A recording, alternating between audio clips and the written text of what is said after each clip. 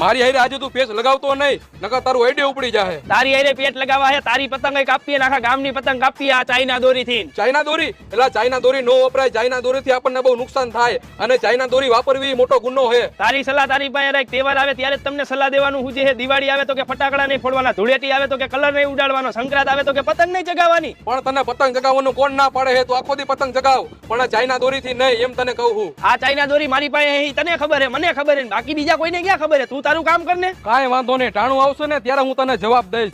ચકલા કોઈ દી બાજ નો બને મારા કલેજા. હાલો મામા, મારો પાડોશી ચાઇના દોરીથી પતંગ ચગાવે છે. તમે ક્યારે આવો છો મામેરું લઈને?